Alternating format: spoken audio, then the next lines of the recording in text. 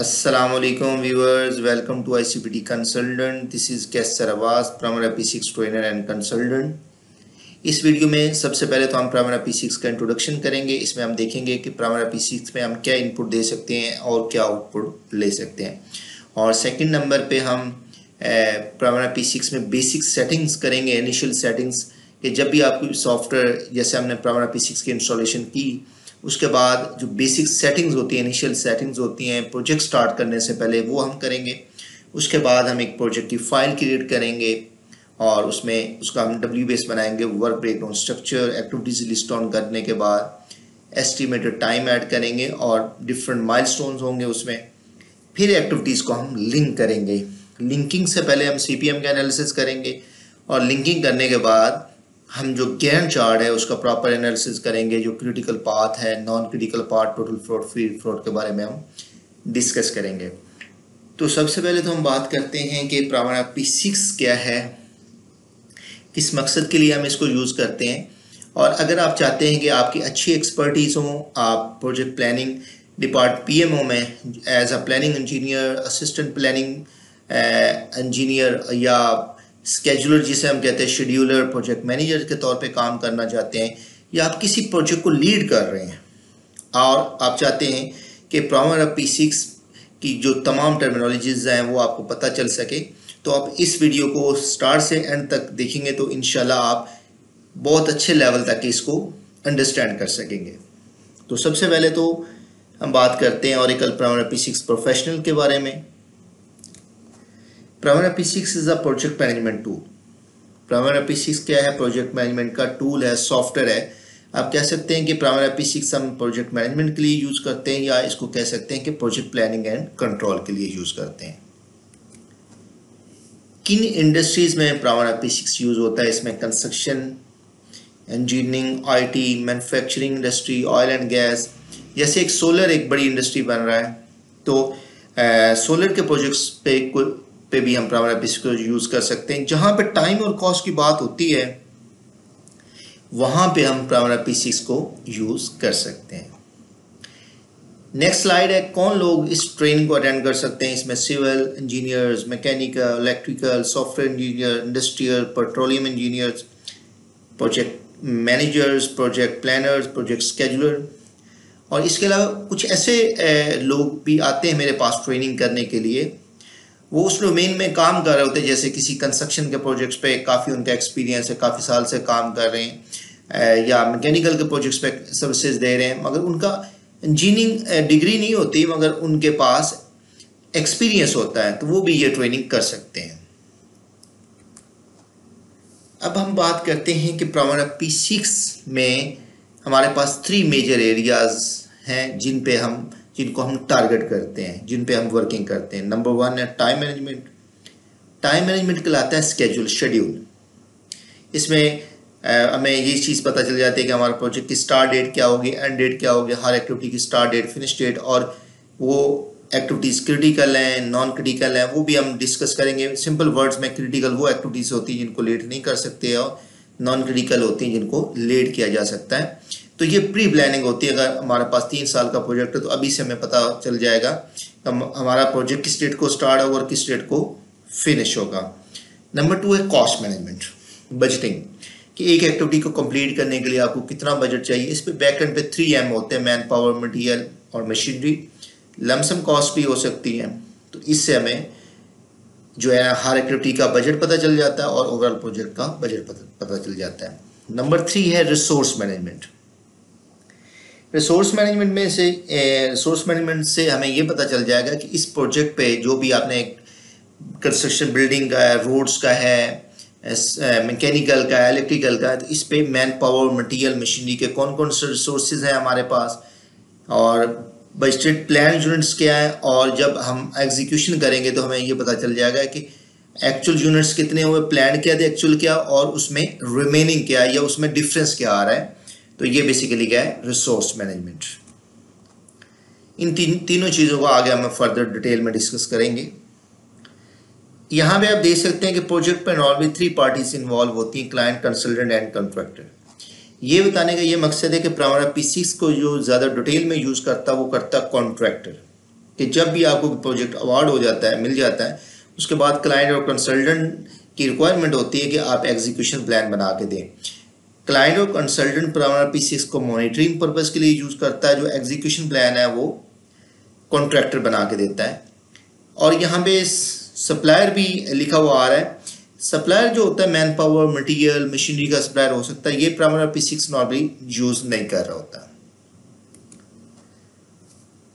अब हम बात करते हैं कि बेसिक डॉक्यूमेंट्स कहाँ से हम डाटा एक्सट्रैक्ट करते हैं। नंबर 1 है कॉपी ऑफ कॉन्ट्रैक्ट एग्रीमेंट, जिसमें start date, finish date, terms and conditions हमें कहाँ से पता चलती है, कॉन्ट्रैक्ट की कॉपी से। नंबर 2 है bill of quantity, scope of work, कि सपोज आपकी बिल्डिंग का एक हमारे पास BOQ है, तो उससे हमें ये पता चल जाएगा स्टेज वाइज कि कंक्रीटिंग स्टेज वाइज बता देगा कि कंक्रीटिंग जो टोटल कितनी है, यूनिट क्या है, रेट क्या है और उसकी कॉस्ट क्या है, उसका कितना बजट है। अब ये इससे हमें एक्टिविटीज लिस्ट ऑन कर सकते हैं bill of quantity, scope of work से, कि कौन कौन से काम हमने करना है। प्राइमरी P6 में एक्टिविटीज बोलते हैं जो भी हम काम कर रहे होते हैं जिसका टाइम होता है, और MS प्रोजेक्ट में उसी चीज को टास्क बोला जाता है। और ड्राइंग से ये पता चल जाता है कि जैसे हम स्टेज वाइज दी हुई कंक्रीटिंग या 10,000 या 20,000 CFT, या वो कहाँ करनी है वो हमें ड्राइंग से पता चलेगा, डिजाइन से। अब इस पिक्चर में आप देख रहे हैं कि प्राइमरी P6 में 2 फेजेस हैं। प्रोजेक्ट की बात करते हैं कि प्रोजेक्ट को नॉर्मली 2 फेजेस में डिवाइड किया जाता है, planning phase and execution phase. तो प्राइमरी P6 को दोनों फेजेस में, प्लानिंग और एग्जीक्यूशन दोनों फेजेस में हम यूज करते हैं।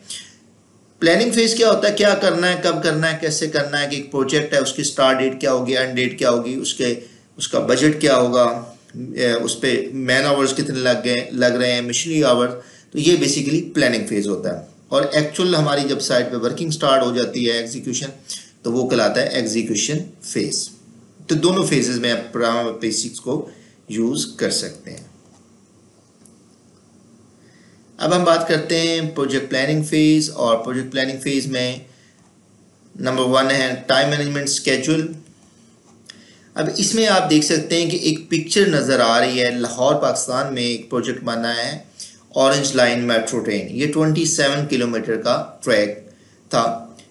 अब ये हमने पिक्चर ये प्रोजेक्ट हमने क्यों लिया है एग्जाम्पल के तौर पे, इसलिए क्योंकि इस पे पैकेज 2 पे हमारी जो कंपनी है इसने सर्विसेज दी थी, तो इसलिए मैंने ये चीज़ ली है ताकि उसको आपको डिटेल में डिस्कस आपके साथ कर सकूं।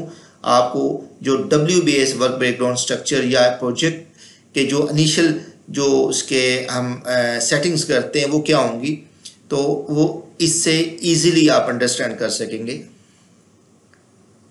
सबसे पहले तो आप देख सकते हैं कि जब भी आपने कोई प्रोजेक्ट प्लान करना है तो सबसे पहला काम है WBS work breakdown structure. Work breakdown structure क्या होता है कि हम अपने प्रोजेक्ट को डिफरेंट पार्ट्स में डिवाइड कर देते हैं, सेग्रीगेट कर देते हैं। तो आप देख रहे हैं यहाँ पे प्रोजेक्ट नेम आ रहा है construction of metro line orange train. तो मेन जो प्रोजेक्ट है ये है लेवल 1। ये 27 किलोमीटर का ट्रैक था, इसको डिवाइड किया गया था 13.5 पैकेज 1 था, 13.5 पैकेज 2। फिर पैकेज 2 को आगे 3 जोन में 4 किलोमीटर 4.25 किलोमीटर का जोन बना दिया, जोन को आगे सेक्शंस में डिवाइड कर दिया। इसका फायदा क्या होता है कि जब आप एक बड़े प्रोजेक्ट को डिफरेंट पार्ट्स में डिवाइड कर देते हैं, सेग्रीगेट कर देते हैं, इससे प्रोजेक्ट की मॉनिटरिंग, कंट्रोलिंग और रिपोर्टिंग जो होती है वो ईजी हो जाती है। तो यहाँ पे हमारे पास level 1 construction of metro line orange train है, लेवल 2 यानी कि इसकी सब ब्रांचेस हैं। ये दोबारा मैं आपको बता रहा हूँ कि ये सब ब्रांचेस बनती जाएंगे तो उसके लेवल इंक्रीज होते जाएंगे। तो पैकेज 1 पैकेज 2 लेवल 2 आ गए, यानी कि ये एक बाप है, इसके चिल्ड्रन है, उसके यानी कि ट्री हम उसके ये बेसिकली जनरेट हुई है। तो अगर पैकेज 1 की बात करते हैं तो इसको डिवाइड किया गया 3 जोन में, जोन 1, जोन 2, जोन 3। तो क्योंकि इससे ये 3 ब्रांचेस निकल रही हैं तो ये लेवल 3 कहलाएगा। फिर जोन की आगे सब ब्रांचेस आ रही हैं, 3 branches, section 1, section 2 and section 3, ये लेवल 4 कहलाएगा। तो इससे क्या होता है कि प्रोजेक्ट की मॉनिटरिंग, कंट्रोलिंग और रिपोर्टिंग ईजी हो जाती है। अब किसी प्रोजेक्ट को, जैसे एक मल्टी स्टोरी बिल्डिंग है, हमारा ICBT का ऑफिस जो है लाहौर में है, इस बिल्डिंग का नाम है सदीक ट्रेड सेंटर। ऐसी आपने अगर मल्टी स्टोरी बिल्डिंग बनानी है तो आप उसको किस तरह ब्रेक डाउन करेंगे, basement 1, second, lower ground, ground floor, first floor, floor wise. उसके बाद आगे इसको फर्दर ब्रेक डाउन कर सकते हैं कि उसमें सिविल वर्क है, डिपार्टमेंट वाइज सिविल वर्क है, मैकेनिकल वर्क है, इलेक्ट्रिकल वर्क है। तो आप अपने प्रोजेक्ट को department wise, area, zone, discipline, section, जिस तरह मर्जी ब्रेक डाउन कर सकते हैं। और अगर आप फ्रेश ग्रेजुएट है, आपको या उस डोमेन में आपने कभी काम नहीं किया, उस प्रोजेक्ट पे आप नए, इस तरह के प्रोजेक्ट का एक्सपीरियंस नहीं है, तो जो एग्जीक्यूशन टीम होती है वो आपको गाइड करती है, प्रोजेक्ट मैनेजर या जो एग्जीक्यूशन टीम है उन सब के मशवरे से प्रोजेक्ट को ब्रेक डाउन किया जाता है। कि इस तरह ब्रेक डाउन करने का मकसद ही ये होता है कि उसकी मॉनिटरिंग, कंट्रोलिंग और रिपोर्टिंग ईजीली आप कर सकें। तो अगर आपका एक्सपीरियंस नहीं है तो आपको एग्जीक्यूशन टीम है वो गाइड करती है, और ये वैसे भी ये टीम वर्क होता है जिसका जो काम होता है वो इनपुट देता है। तो सबसे पहले तो हम ब्रेक डाउन कर लेते हैं। अब ये प्राइमरी P6 की पिक्चर आ रही है जिसमें कंस्ट्रक्शन ऑफ बिल्डिंग आ रहा है। ये मेन प्रोजेक्ट है, इसका लेवल 1 है, इसकी 3 ब्रांचेज हैं, प्रिपरेशन फेज, कंस्ट्रक्शन फेज और फाइनल फेज। ये लेवल 2 कहलाएगा। फिर प्रिपरेशन वर्क फेज की सब ब्रांच है, प्रिपरेशन वर्क। कंस्ट्रक्शन फेज में 3 ब्लॉक्स हैं, construction work block A, B and C, और फाइनल में फाइनल वर्क है, तो ये लेवल 3 कहलाएगा। नेक्स्ट नंबर पे एक्टिविटी या टास्क, कि हम उसमें जो भी हमारा प्रोजेक्ट होगा उसमें जो हमने काम करना है, एक्टिविटीज़ मैंने पहले भी बता चुका हूँ कि वो वर्क पैकेज क्या होता है, WBS क्या होता है, कि हम प्रोजेक्ट को डिफरेंट पार्ट्स में डिवाइड, अब उसमें क्या क्या आपने एक्टिविटीज़ परफॉर्म करनी है। जैसे कंस्ट्रक्शन बिल्डिंग की है, हमने बिल्डिंग एक कंस्ट्रक्ट करनी है, तो उसके लिए हम क्या करेंगे, उसमें एक्सकेवेशन है, फाउंडेशन स्टील है, शटरिंग है, कॉलम्स खड़े कर रहे हैं, उसके बाद स्लैब डाल रहे हैं, ब्लॉक मस्टरी है, प्लास्टर वर्क है, पेंट वर्क है। These are activities. Second number पे हम एक्टिविटीज लिस्ट ऑन करेंगे, और थर्ड नंबर पे estimated duration. Duration is the length of time और working days for the activity. Estimated time जो होता है, ये स्कोप ऑफ वर्क को मद्देनजर रखते हुए हम उसका टाइम बताते हैं कि इस एक्टिविटी को इतना टाइम लगेगा। ये एक्सपीरियंस बेस्ड चीज़ होती है कि सबसे पहले तो हम देखते हैं कि दीवार बनानी है, उस पर नंबर ऑफ ब्रिक्स कितनी लगनी है, और ब्रिक्स लगाने वाले जो बंदे हैं जिसे हम मैसन बोलते हैं, वो एक दिन में कितने अवेलेबल होंगे, और उसका होता है प्रोडक्टिविटी रेट कि एक दिन में 1 घंटे में कितनी ब्रिक्स लगा लेता है। अब सपोज कहते हैं कि ये 10 दिन की एक्टिविटीज़ है और 2 मैसन है हमारे पास, और अगर हम कहते हैं कि 4 मैसन होंगे, तो अंडरस्टूड सी बात है कि हम उसकी ड्यूरेशन कम कर लेंगे 5 दिन की एक्टिविटी। सपोज इस बेस पे कि वो 1000 ब्रिक्स लगा लेता है रोजाना, या 800 ब्रिक्स लगा लेता है। तो ये डिपेंड करता है, ये भी एक्सपीरियंस बेस्ड चीज़ है कि हमें कितना टाइम जो है ना एक्टिविटीज़ को देना चाहिए, स्कोप ऑफ वर्क को मद्देनजर रखते हुए, और जो आपका एक्सपीरियंस होता है इसकी बेस पे हम टाइम फाइनल करते हैं एक्टिविटीज़ का। जो नॉर्मली कंस्ट्रक्शन का प्रोजेक्ट्स होते हैं, उनके कंस्ट्रक्शन और इंजीनियरिंग के प्रोजेक्ट्स होते हैं, उनका एस्टिमेटेड टाइम हम डेज में ऐड करते हैं कि 5 दिन की एक्टिविटी है, 10 दिन की है, तो इसके अलावा जो मेंटेनेंस होती है वो आवर्स में होती है। नेक्स्ट नंबर पे माइलस्टोन अचीवमेंट गोल इवेंट, कि जब हम प्रोजेक्ट को डिफरेंट पार्ट्स में डिवाइड कर देते हैं, तो जहाँ से भी कोई मेजर एरिया स्टार्ट हो रहा होता है वो स्टार्ट माइलस्टोन कहलाता है। सिग्निफिकेंट स्टेज और event in the development of something, कि जो भी हमारा एरिया स्टार्ट हो रहा होगा वो स्टार्ट माइलस्टोन कहलाएगा, और जहाँ पे उसका एंड हो रहा होगा वो फिनिश माइलस्टोन कहलाएगा। और ये जस्ट इंडिकेटर होता है, और इसकी ड्यूरेशन जो है ना माइलस्टोन की हमेशा 0 होती है। नेक्स्ट नंबर पे लिंकिंग ऑफ एक्टिविटीज, डिपेंडेंसीज, बहुत ही इंपॉर्टेंट चीज़ है, और ये भी एक्सपीरियंस बेस्ड चीज़ है। अगर आपका एक्सपीरियंस है तो आप खुद से लिंक कर लेंगे, अगर एक्सपीरियंस नहीं है तो जिसका जो काम होगा वो गाइड करेगा कि किस तरह ये एक्टिविटीज़ के रिलेशनशिप बनाने हैं। तो नंबर 1 है SS is equal to start. और इसमें एक चीज़ ऐड कर दूं कि आपका अगर साइट का एक्सपीरियंस है, जिस प्रोजेक्ट की आप प्लानिंग करने जा रहे हैं, तो एक्सपीरियंस है, तो ये तो बहुत बेस्ट है कि वो अच्छा परफॉर्म कर सकता है वो बंदा जिसका साइट का एक्सपीरियंस हो और अगर फ्रेश ग्रेजुएट हैं तो जाहिर है कि आपने वर्किंग करनी है, तो फिर आपको जो आपकी टीम होगी उनसे जो है ना आपको हेल्प लेनी पड़ेगी। तो एसएस क्या होता है, स्टार्ट टू स्टार्ट के अगर हम if we have two activities, activity A and B, and we want to start activity A and B on the same time, then we use SS, start date will be same. कि हम चाह रहे हैं कि दो काम है हमारे पास, दो एक्टिविटीज हैं, हम एक ही टाइम पे स्टार्ट करना चाहते हैं, रिलेशनशिप बनाएंगे start to start. Start to finish है कि जिस दिन को ए स्टार्ट हो उस दिन को बी फिनिश होना चाहिए। ये बहुत रेयर केसेस होते हैं कि इसमें हम कह रहे हैं कि जब ए स्टार्ट हो बी फिनिश हो।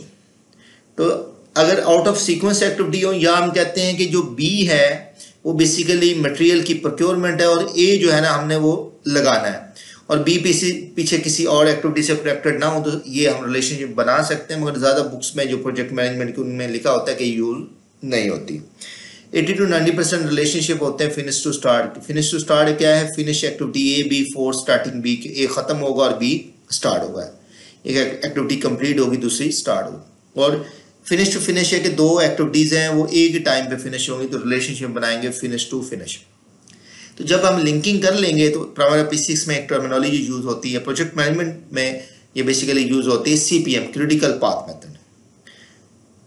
तो क्रिटिकल पाथ मेथड क्या है कि ये प्रोजेक्ट के स्केड्यूल को कंट्रोल करने के लिए यूज होते हैं। तो ये जब हम लिंकिंग कर लेंगे तो सिस्टम हमें बताएगा कि कौन सी एक्टिविटीज क्रिटिकल एक्टिविटीज बता देगा, नॉन क्रिटिकल और फ्लोट टाइम।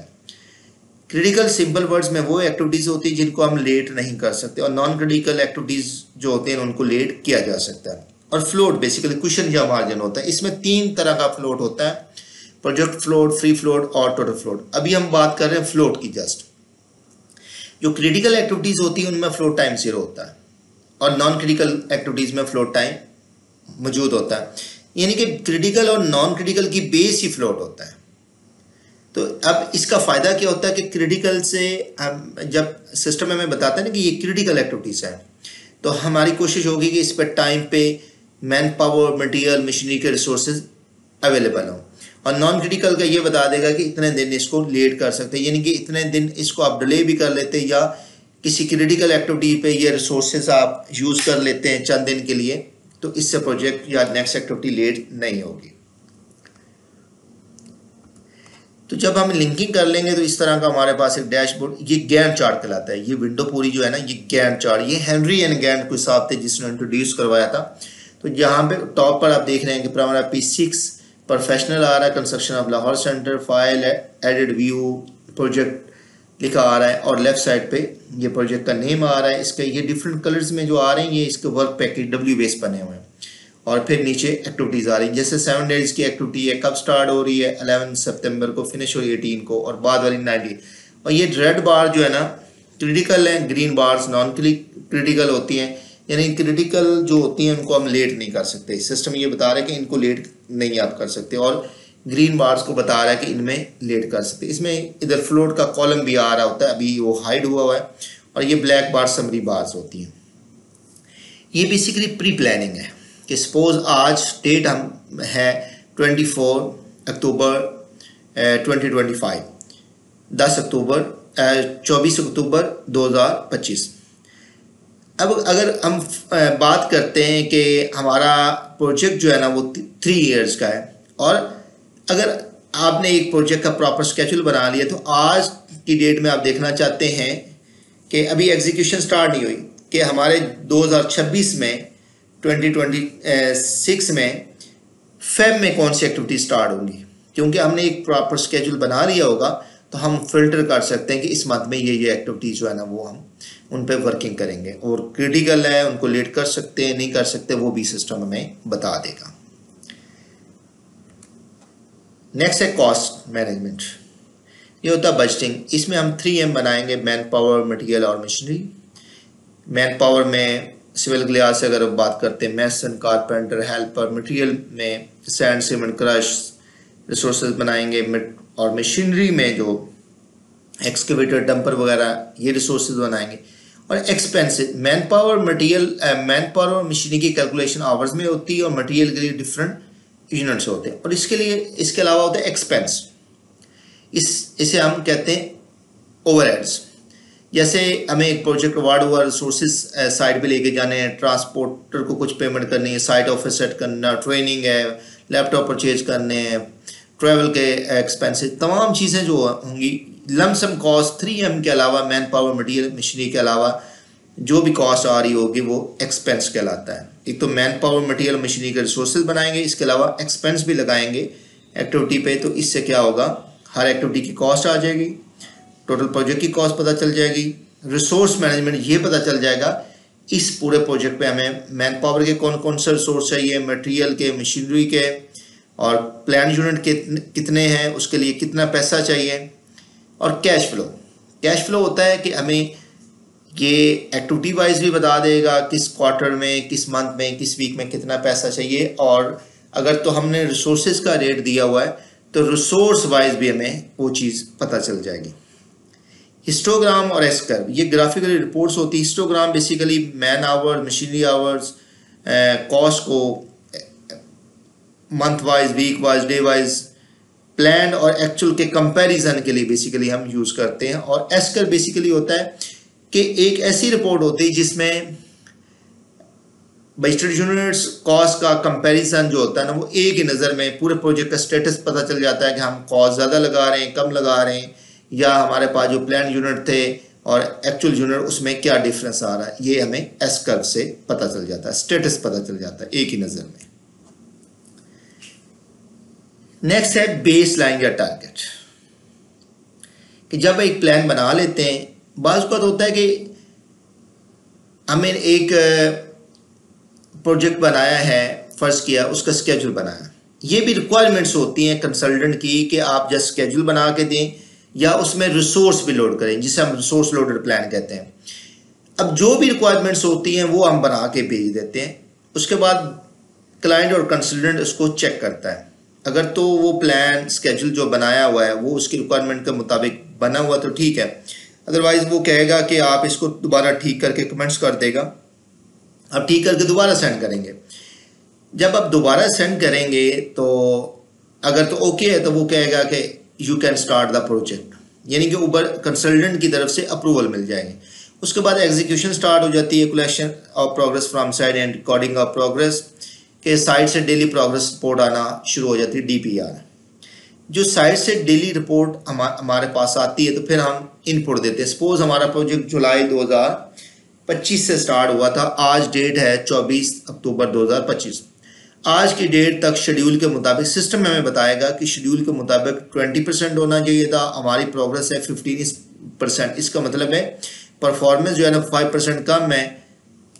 और ये भी हो सकता है कि शेड्यूल परसेंटेज जो यानी कि प्लान के मुताबिक, इसे बोलते हैं शेड्यूल परसेंटेज कंप्लीट, ये होना चाहिए था 20%, हमारी जो परफॉर्मेंस परसेंटेज है वो 25। इसका मतलब है एक्चुअल प्रोग्रेस ज़्यादा है, हमारी परफॉर्मेंस अच्छी है। पॉजिटिव साइड पे है, प्रोग्रेस ज़्यादा भी हो सकती है, एक्चुअल कम भी हो सकती है। अब इसके कंपैरिजन के लिए एडवांस लेवल पे इसको मॉनिटर करने के लिए टर्मिनोलॉजी यूज होती है earned value management, EVM, to monitor progress and project performance. इस पे दो चीज़ें बहुत इंपॉर्टेंट है, SPI शेड्यूल परफॉर्मेंस इंडेक्स और CPI होता है कॉस्ट परफॉर्मेंस इंडेक्स।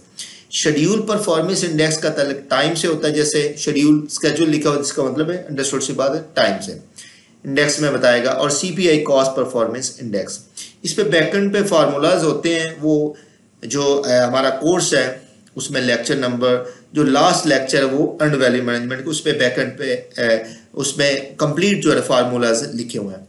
अब हम इसको डिस्कस करते हैं कि जो 1 है ना, अगर शेड्यूल की बात करते हैं 1 होता है आइडियल सिचुएशन, बाज़ औक़ात ये आप अपडेट कर रहे हो तो ये 1 आ रहा होता है, इसका मतलब है कि प्लान के मुताबिक चल रहे। 0.90 का मतलब है 10% प्रोग्रेस कम है, 0.80 20%, और 1.1 हो तो इसका मतलब है 10% अच्छा प्रोग्रेस ज़्यादा है, 1.2 होगा 20%, इस तरह 1.3 होगा 30%। और अगर कॉस्ट की बात करते ये भी 0.90 आ रहा है, इसका मतलब 10% कॉस्ट ज़्यादा लग रही है, 0.80 20%, और 1.1 का मतलब है 10% सेविंग कर रहे, कॉस्ट कम लग रही, 1.2 20%, इस तरह 1.3 होगा 30%। SPI या CPI 1 से नीचे होगा ये अनफेवरेबल होगा, ठीक है, ये नेगेटिव होगा, और 1 से ऊपर होगा ये पॉजिटिव होगा, यानी कि फेवरेबल होगा, आपकी फेवर में होगा।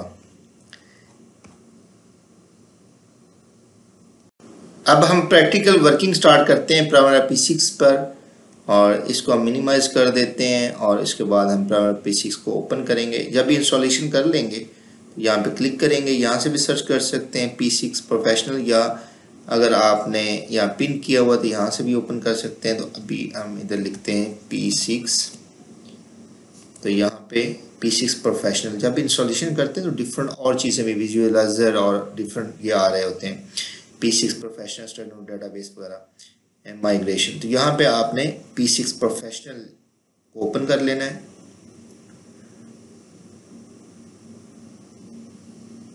और यहाँ पर लॉगिन नेम है और यहाँ पे पासवर्ड। अब यहाँ पे एडवांस में आते हैं, तो यहाँ पे हमने देखना है कि जो हमने डिफरेंट इसमें डेटाबेस आ रहे होते हैं, तो आपने जो डेटाबेस बनाया है किस डेटाबेस से कनेक्ट करना चाहते हैं, हम सपोज PMDB जो बैकअप फाइल होती है, ये हमारा जो है ना डेटाबेस PMDB के नाम से इसके साथ कनेक्ट करना चाहते हैं। यहाँ पे पासवर्ड हम ऐड कर लेंगे, ये वो पासवर्ड होगा जब आप इंस्टॉलेशन करते हैं उस वक्त एक पासवर्ड ऐड करते हैं, वही पासवर्ड हमने यहाँ पे लगा लेना है।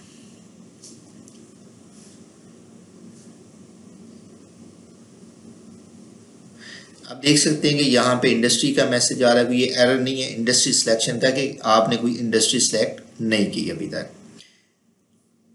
तो हमारे पास लेक्चर्स हैं इसके प्रॉपर, कि यहाँ पे हमारे इंट्रोडक्शन के बाद, इंट्रोडक्शन के लिए हमने यहाँ पे Oracle primary P6 professional presentation को यूज़ किया था, और वो यहाँ वर्ड फॉर्म में आ रहे हैं, और यहाँ से हमने ये ओपन कर लेना है लेक्चर 01 सिस्टम कॉन्फ़िगरेशन,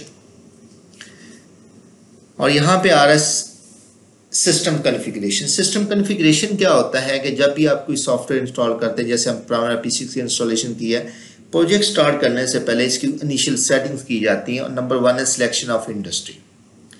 सबसे पहले तो स्टेप्स लिखे हुए हैं, कौन से स्टेप्स हमने परफॉर्म करने, उसके बाद उसका पाथ है go to admin preferences next industries. अब हमने देखना है कि जो प्राइमरी P6 का रिलीज हम यूज़ कर रहे हैं वो कौन सा है, तो हेल्प पर क्लिक कर सकते हैं, अबाउट P6 प्रोफेशनल, और ये है 24.12, ये दिसंबर 2024 में आया है। और यहाँ पे नीचे भी आप देख सकते हैं कि यहाँ डेटाबेस नेम आ रहा है PMDB। तो सबसे पहले तो हम इंडस्ट्री सेलेक्ट करेंगे, इसका पाथ लिखा हुआ है हमारे पास, जो अभी हमने नोट्स देखे हैं उसके मुताबिक गो टू एडमिन प्रेफरेंसेस, और यहाँ पे इंडस्ट्री। तो यहाँ पे आ रहा है select the industry to use for terminology and default calculation set in P6 professional. इसमें इंजीनियरिंग एंड कंस्ट्रक्शन आ रहा है, government aerospace and defence, site technology, manufacturing and other utilities, oil and gas. तो हमने देखना है कि हमारी जो कंपनी है वो किस इंडस्ट्री के नीचे आ रही है, तो हम सपोज कहते हैं इंजीनियरिंग एंड कंस्ट्रक्शन हम सेलेक्ट करना चाहते हैं, तो यहाँ पे हमने क्लिक किया और ओके कर दिया, और ये ऑटो सेव है, जो भी हम वर्किंग करेंगे वो साथ साथ सेव होती जाएगी। नंबर 2 है select starting day of week, first working day, go to admin preferences, general में क्लिक किया, और यहाँ पे आ रहा है starting day of week, specify the starting day of week for calendar. जो फर्स्ट वर्किंग डे है पाकिस्तान में, जो फर्स्ट वर्किंग डे है वो मंडे होता है। इसके अलावा अगर डिफरेंट और कंट्रीज UK USA, वहाँ पे मंडे जो फर्स्ट वर्किंग डे होता है। अगर हम बात करते हैं KSA की, सऊदी अरब की, तो वहाँ पे फ्राइडे की अगर छुट्टी होती है तो सैटरडे होगा, अगर फ्राइडे सैटरडे 2 दिन छुट्टी होगी तो क्या होगा, संडे होगा। तो यहाँ पे अभी हम जो है ना पाकिस्तान के लिहाज से कर रहे हैं इसकी सेटिंग मंडे, क्लोज। और नंबर 3 है defining of EPS, enterprise project structure, go to enterprise, next enterprise project structure. Enterprise project structure क्या होता है, ये आप कह सकते हैं कंपनी का पोर्टफोलियो प्रोफाइल होता है कि आपकी ऑर्गेनाइजेशन जो है ना वो किस नेचर के प्रोजेक्ट्स पे काम करती है, कि कौन कौन से डिपार्टमेंट्स हैं। इसकी एक एग्जांपल है पाकिस्तान में लाहौर में कंपनी है पाक इलेक्ट्रॉन लिमिटेड, ये डील करती है होम अप्लाइंसेस पर, पावर्ड वी में। होम अप्लाइंसेस में क्या है, एसी वगैरह बनाती है, रेफ्रिजरेटर, वॉशिंग मशीन्स। इसके अलावा पावर डिवीजन में अगर बात करते हो, एनर्जी मीटर्स, पैनल्स, ट्रांसफार्मर वगैरह बनाती हैं। जिस भी कंपनी में है, ऑर्गेनाइजेशन में, उसके लिहाज से हम उसके जो डिफरेंट डिपार्टमेंट्स हैं वो हम बता देते हैं कि ये डिपार्टमेंट्स हैं, इस तरह के नेचर। इसका फ़ायदा क्या होता है, इससे ग्रुपिंग हो जाती है। अब सेकंड एग्जांपल मैं बता रहा हूँ कि पाकिस्तान लाहौर में एक कंपनी है डेस्कॉन इंजीनियरिंग, ये EPC, engineering procurement and construction. Construction में किस किस्म के प्रोजेक्ट है, सिविल, मैकेनिकल, इलेक्ट्रिकल। इंजीनियरिंग में चले जाते हैं फैब्रिकेशन, इंस्टॉलेशन है, शट डाउन। तो इसका फ़ायदा क्या होता है कि हमारे पास बहुत ज़्यादा प्रोजेक्ट्स हैं, तो वो डिसिप्लिन वाइज जो है ना वो नज़र आएंगे। सिविल के नीचे सिविल, मैकेनिकल के नीचे मैकेनिकल, यानी कि ग्रुपिंग हो जाएगी। तो यहाँ पे सबसे पहले तो हम लिख रहे हैं जी DEL, और यहाँ पे आ जाएगा डेस्कॉन इंजीनियरिंग लिमिटेड। यहाँ पे सबसे पहले हम क्या करेंगे, आईडी लिखेंगे और नेम आ जाएगा। उसके बाद ऐड करेंगे, और इसके हम 3 डिपार्टमेंट्स बनाना चाहते हैं। सब ब्रांच बनाने के लिए हम ऐड करेंगे और ये इसके अंडर आ जाएगा। न्यू EPS, यहाँ पे हमने लिखा है CONST, और यहाँ पे फुल नेम आ जाएगा कंस्ट्रक्शन। और ये कोई हार्ड एंड फास्ट रूल नहीं है कि आप 3 लेटर्स 4 लेटर्स का लिखें, या आपके अंडरस्टैंडिंग के लिए आप कोड C भी लिख सकते हैं। तो कंस्ट्रक्शन बना लिया। ऐड करने के लिए ये बटन भी यूज़ कर सकते हैं, ऐड का राइट क्लिक भी किया जा सकता है यहाँ पे, और कीबोर्ड पे F10 11 वाली रॉ में इंसर्ट की होता है, एक की है, उसको प्रेस कर सकते हैं। डायरेक्ट भी वर्किंग कर रही होती है, और अगर वो डायरेक्ट वर्किंग ना करे, फंक्शन की के साथ उसको प्रेस कर सकते हैं, तो उससे भी ऐड हो जाएगा।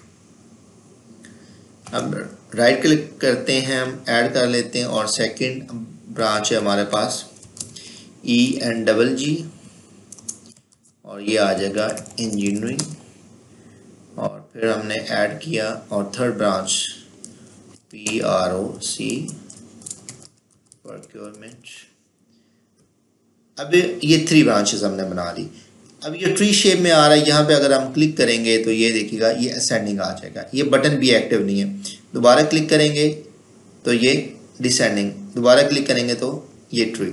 इसको हमेशा ट्री में रखते हैं। अब यहाँ पे अगर कंस्ट्रक्शन की सब ब्रांचेस बनाना चाहते हैं, ऐड करेंगे और इसको 2 स्टेप्स ऊपर लाएंगे और यहाँ पे शिफ्ट राइट कर देंगे। और अगर यहाँ पे असेंडिंग में होता तो ये देखिएगा ये तो असेंडिंग में अल्फ़ाबेटिकली आ रहा है। दोबारा क्लिक करेंगे डिसेंडिंग, इसको हमेशा ट्री में रख दें। तो यहाँ पे हमने सबसे पहले लिखा जी CVN सिविल, और नेक्स्ट आ गया हमारे पास MECH मैकेनिकल, और फिर हमने ऐड किया LEC इलेक्ट्रिकल। अब इसके बाद इंजीनियरिंग की सब ब्रांचेस बनाना चाहते हैं तो ऐड करेंगे, एक स्टेप ऊपर ले शिफ्ट राइट कर दिया, और यहाँ पे हम ऐड कर रहे हैं FAB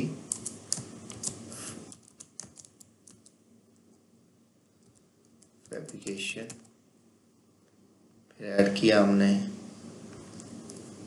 INS इंस्टॉलेशन। इंस्टॉलेशन के बाद नेक्स्ट है हमारे पास SD शटडाउन। तो इसी तरह प्रोक्योरमेंट को भी आप इसकी ब्रांचेस बना सकते हैं। इसके बाद after making of EPS go to display EPS next chart view. Input हम टेबल व्यू में देते हैं, आउटपुट चार्ट व्यू में मिलता है। यहाँ से इसको बड़ा भी किया जा सकता है। डेल की जो 3 ब्रांचेस है ना, कंस्ट्रक्शन है, इंजीनियरिंग है और प्रोक्योरमेंट, ये सिस्टम हॉरिजॉन्टल में शो कर रहा है, जबकि हमारे पास जो कंस्ट्रक्शन की ब्रांचेस आ रही हैं वो वर्टिकल में आ रही। अब हमने अगर इसको कंस्ट्रक्शन को हाईलाइट करके डिस्प्ले पे आएंगे, अरेंज चिल्ड्रन, ये हॉरिजॉन्टल करेंगे तो इसकी देखिए सब ब्रांचेस हॉरिजॉन्टल में आ जाएंगी। इसी तरह इंजीनियरिंग के, और अगर टॉप लेवल को हाईलाइट करते हैं डेल को, अरेंज चिल्ड्रन, ये तमाम को एक दफ़ा वर्टिकल करेगा सिस्टम, उसके बाद डिस्प्ले अरेंज चिल्ड्रन हॉरिजॉन्टल। और डिस्प्ले में अगर जितनी विंडो है उसके लिहाज से हम इसको डिस्प्ले को फिट करना चाहते हैं, जूम टू बेस्ट फिट। और यहाँ पे डिस्प्ले पे आएंगे, यहाँ से हम चार्ट फॉन्ट और कलर्स, यहाँ फॉन्ट भी चेंज कर सकते हैं, बॉक्स कलर भी। और ये बैक कलर जो होता है ना, ये पेज कलर होता है, वाइट ही रहता है। ये फॉन्ट पे क्लिक किया हमने और फॉन्ट जो है ना वो हम ब्लैक कर देते हैं, वाइट उसमें विजिबल नहीं होगा। ओके, फिर ओके कर देंगे, फिर डिस्प्ले पे आएंगे और प्रिंट प्रीव्यू पे क्लिक कर देंगे। पेज सेटअप, और यहाँ पे हमने लैंडस्केप कर देना है इसको। ओके, अब प्रॉपर प्रीव्यू आ जाएगा और यहाँ से हम इसको प्रिंट भी कर सकते हैं। Close, display, table view. अब इसको हमने क्लोज कर देना है और यहाँ पे वो नज़र भी आ रहा है हमारा। हमें ईपीएस जब प्रोजेक्ट बनाएंगे, जैसे सिविल का प्रोजेक्ट है तो सिविल के अंडर आ रहे होंगे, मैकेनिकल का प्रोजेक्ट मैकेनिकल के अंडर आ रहे होंगे। नंबर 4 है defining of OBS. OBS stand for Organizational Background Structure. OBS also called Organogram and Organizational Chart. इसके 3 नाम हैं। Go to Enterprise, OBS, EPS से रिप्रेजेंट करता है कंपनी को, ऑर्गेनाइजेशन को, कि ऑर्गेनाइजेशन आपकी किस ऑर्गेनाइजेशन जो है, जो जिसके लिए हम वर्किंग करने जा रहे हैं वो किस तरह की सर्विसेज देती है। तो यहाँ पे OBS जो होता है इसकी मैनेजमेंट होती है top to bottom, reporting system. अगर हम प्रोजेक्ट की बात करते हैं तो OBS जो होता है ना प्रोजेक्ट का, वो PM से स्टार्ट होता है स्पेसिफिक।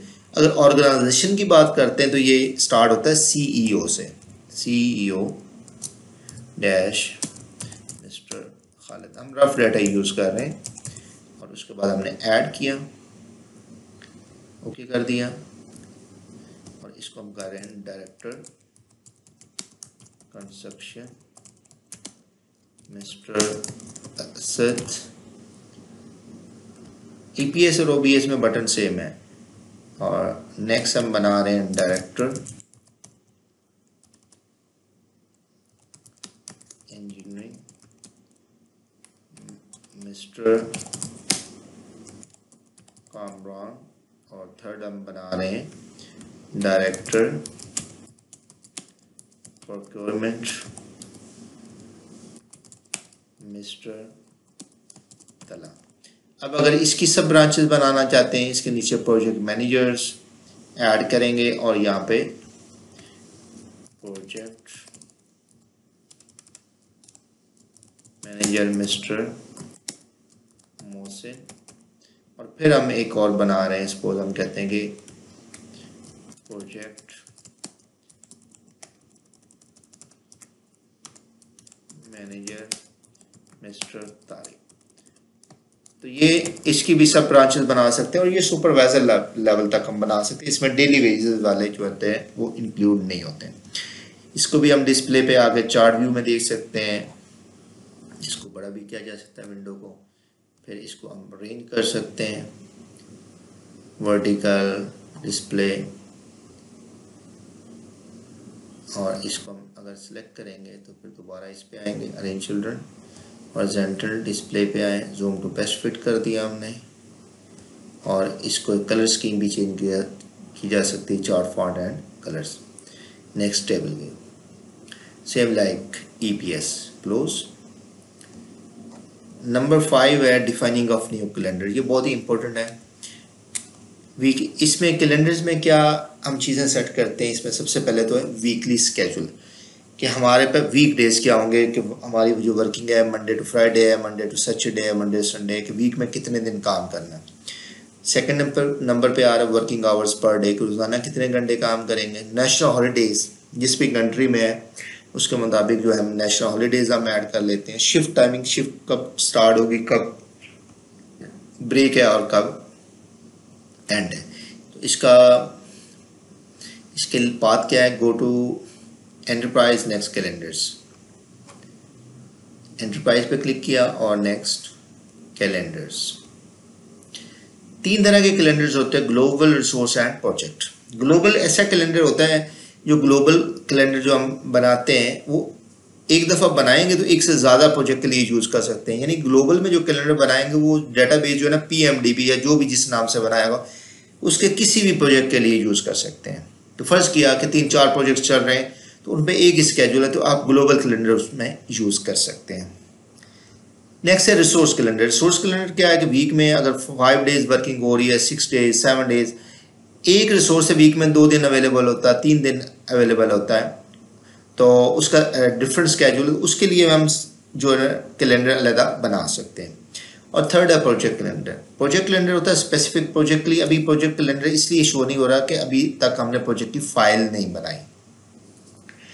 तीनों में ग्लोबल, रिसोर्स और प्रोजेक्ट में कैलेंडर बनाने का एक ही तरीकाकार है। इसमें ग्लोबल में हमारे पास यहाँ पे 4 कैलेंडर्स आ रहे हैं, 37.5 hours per week, 4 days 10 hours, 7 days और स्टैंडर्ड 5 डेज वर्क वीक। तो हम इनको यूज़ नहीं करेंगे, हम नया कैलेंडर बनाएंगे। क्लिक ऑन ऐड, उसके बाद select calendar to copy from. तो यहाँ से आप किससे कॉपी लेना चाह रहे हैं जी? हम सपोज 6 दिन का बनाना चाहते हैं तो यहाँ सेलेक्ट करते हैं स्टैंडर्ड 5 डेज वर्क वीक, और ये कैलेंडर हमारे पास आ जाएगा न्यू कैलेंडर के नाम से, और इसको रीनेम कर देंगे 6 days work week. Next make it default, modify किया, सैटरडे संडे ऑफ आ रहा। नेक्स्ट वर्क वीक पर क्लिक करेंगे और सैटरडे 8 आवर्स है, ओके पे क्लिक किया। हमारी जो वर्किंग आ रही है वो मंडे टू सैटरडे आ रही है, मंडे टू सैटरडे। अगर यहाँ पे 8 आवर्स भी हो सकते हैं कि अगर आप 8 घंटे की वर्किंग है, 10 घंटे की है, 12 घंटे की, उसके लिहाज से यहाँ पे वर्किंग आवर्स ऐड कर लेते हैं। और जिस दिन छुट्टी है वो यहाँ पे हमने 0 कर दिया।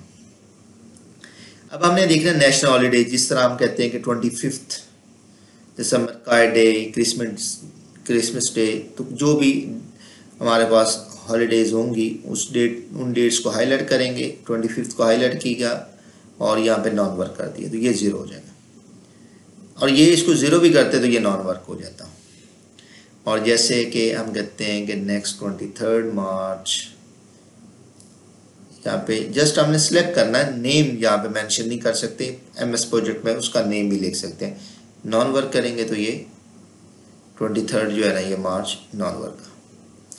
अब यहाँ पे जैसे हमने 25 दिसंबर को हाईलाइट किया था, स्टैंडर्ड का कलर जो है ना वो ग्रे है, ब्लू जो है ये नॉन वर्क शो कर रहा है। एक्सेप्शन क्या होता है? रूटीन से हटकर अगर हम कहते हैं कि 25 को छुट्टी होगी, 28 को वर्किंग करेंगे, तो इसको हाईलाइट करके वर्क करते हैं तो ये एक्सेप्शन में आ जाएगा, फिर नॉन वर्क कर देंगे इसको। अब 3 चीज़ें हमने सेट कर ली, weekly schedule, working hours per day per week, इसमें वीक डेज हमने सेट कर लिए, वर्किंग आवर्स पर डे कर लिए, और थर्ड नंबर पे हमने नेशनल हॉलीडेज जो है ना वो हमने सेट कर ली। और इसके बाद हम आएंगे detail work hours per day. ये क्या होता है कि नॉर्मली कंस्ट्रक्शन इंजीनियरिंग प्रोजेक्ट जो होते हैं वो डेज में प्लान करते हैं, मेंटेनेंस जो होती है वो आवर्स में होती है, उसके लिए ये सेट करना ज़रूरी होता है। अब अगर हम बात करते हैं कि 11 दिसंबर को वर्किंग आवर्स क्या होंगे हमारे? 8 आवर्स। डिटेल वर्क आवर्स में आए तो ये 24 घंटे का टेबल है, 0 to 30, 30 to 60। ये ब्लू जो बता रहा है, ये एक जो स्लॉट है ये 30 मिनट्स का है, और ब्लू बता रहा है कि नॉन वर्क है, वाइट जो है वो वर्किंग है। तो जो 8 आवर्स हमने वर्किंग करनी है वो किस टाइम में है, कब स्टार्ट होगी? सुबह 8 से 8:30, 8 to 8:30, 8:30 to 9। ब्रेक टाइम 12 से 1 आ रहा है। अब ये अगर हम कहते हैं 1 से 2 करना चाहते हैं, डेज में तो प्लान कर रहे हैं तो 8 घंटे 10 घंटे वो किसी भी टाइम में हो रहे हैं तो प्रॉब्लम नहीं है। जब मेंटेनेंस होती है कि एक एक्टिविटी 2 घंटे की भी हो सकती है, 3 घंटे की, तो उसके लिए सेट करना ज़रूरी होता है। वर्क वीक में आएंगे, हमारी जो वर्किंग है वो मंडे टू सैटरडे, तो यहाँ पे मंडे से लेकर सैटरडे तक हम सेलेक्ट कर लेंगे। यानी कि इसको हाईलाइट किया और शिफ्ट की प्रेस की, सैटरडे को हाईलाइट करके मंडे पे ऊपर क्लिक कर दिया, या इसको जैसे शिफ्ट ये एरो की से भी आप इस तरह सिलेक्शन कर सकते हैं। अब ब्रेक टाइम 12 से 1 आ रहा है, ये हम पूरे वीक का करना चाहते हैं इसलिए हम यहाँ पे आए हैं। अगर आप सिंगल की करना चाहें किसी दिन की, जैसे मैं यहाँ पे इस दिन के आप करना चाहते हो, यहाँ ब्रेक टाइम हटाना चाहते हैं या इसका चेंज करना चाहते हैं, तो यहाँ पे वर्क नॉन वर्क कर सकते हैं। तो पूरे वीक का करना है तो यहाँ पे हमने मंडे से लेकर सैटरडे तक सेलेक्ट कर लिया और इसको वर्क कर दिया। ये 7 वाले को भी वर्क कर दिया 30 मिनट्स को। ओके, अब टोटल वर्क आवर्स पे आएंगे तो ये 9 आवर्स पर डे आए। इसके बाद हम आएंगे दोबारा डिटेल वर्क आवर्स में। अब ब्रेक टाइम ऐड करना चाहते हैं, हम 1 से 2 करना चाहते हैं। मंडे से लेकर सैटरडे तक सेलेक्ट कर लिया और ब्रेक टाइम 1 से 2 दे दिया। पहले 12 से 1 थी, अब 1 से 2 कर दिया। ओके पे क्लिक करेंगे और ये ब्रेक टाइम चेंज हो गई और यहाँ पे वर्क वीक पे क्लिक करेंगे तो 8 आवर्स ही आ जाए। हमने इसमें ब्रेक टाइम जो है ना वो चेंज कर लिया बस। अब जो कैलेंडर हमने कॉपी किया, जिससे हमने कॉपी ली है, वो कैलेंडर था 5 डेज का। तो यहाँ टाइम पीरियड पे क्लिक करेंगे और ये रोज़ाना कितने घंटे काम करेंगे, ज़्यादा कि 8 आवर्स होंगे। वीक में ये 48 आवर्स होंगे। अब अगर इसको नहीं भी चेंज करते तो कैलेंडर स्केड्यूल तो प्रॉपर बना देंगे। इसका ये फ़ायदा होगा कि आप 8 घंटे का कैलेंडर बना के 10 घंटे वाले से कन्वर्ट करना चाहते हैं, एक कैलेंडर को दूसरे से कन्वर्ट करेंगे तो उसके प्रॉपर डेट्स आएंगे। तो ये 48 आवर्स हो जाएंगे वीक में और ये हो जाएगा 26 डेज बनेंगे। ज़ाहिर है कि एक छुट्टी होगी, एवरेज हम ऐड कर लेते हैं, ये 26 डेज होंगे तो ये 208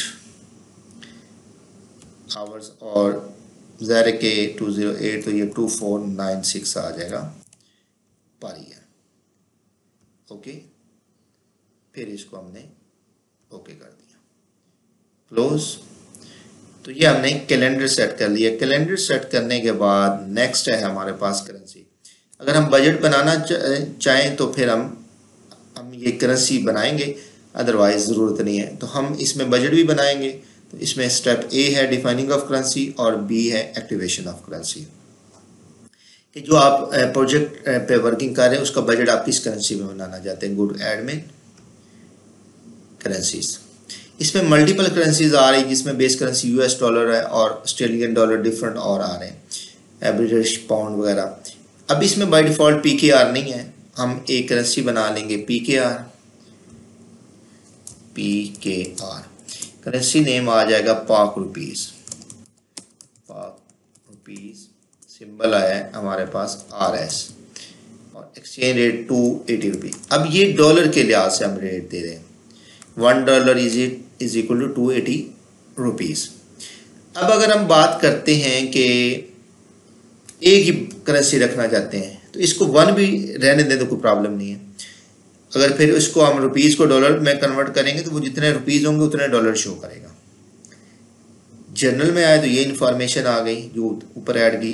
अपीयरेंस में आते हैं number of decimal places two है, जो हम पॉइंट में करेंसी लेते हैं, हम कहते हैं 7 रुपये 50 पैसे की चीज़ है तो 7.50 2 decimal places.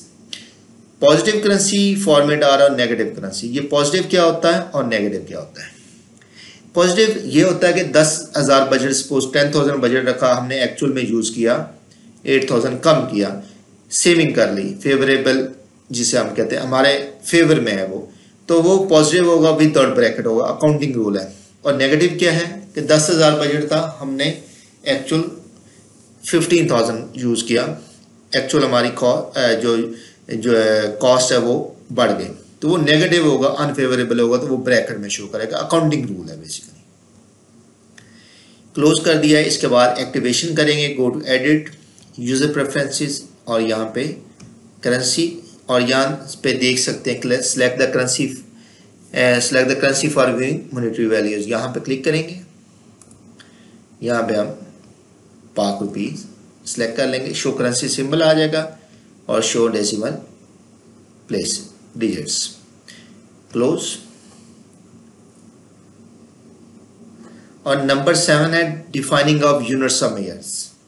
Units of measures के लिए जाना है, go to admin categories, next units of measures. Go to admin categories, next units of measures.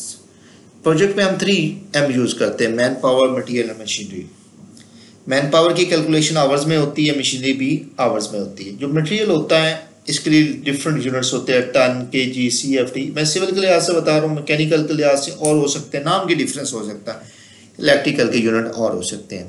तो यहाँ पे हम मटेरियल के लिए यूनिट बना रहे हैं CFT, क्यूबिक फीट। नेक्स्ट है SFT, square feet, UN, tons, NOS। ये जो CFT होता है ये सैंड और क्रश के लिए यूज होता है। टन जो है ये स्टील के लिए यूज होता है। और नंबर्स में ब्रिक्स हो सकती हैं, सीमेंट बैग्स हो सकते हैं, नंबर्स। नेक्स्ट है हमारे पास KGS, किलोग्राम्स। छोटे प्रोजेक्ट्स पे हम स्टील को किलोग्राम्स में भी ले सकते हैं। और नेक्स्ट हम बना रहे हैं LTR, लीटर, लिक्विड फॉर्म में भी कोई चीज़ हो सकती है। ये हमने यूनिट बना लिए, ये सेव हो जाएंगे। बाद में कोई ऐसा रिसोर्स हो जिसका यूनिट अवेलेबल ना हो, हम बाद में भी बना सकते हैं। Close.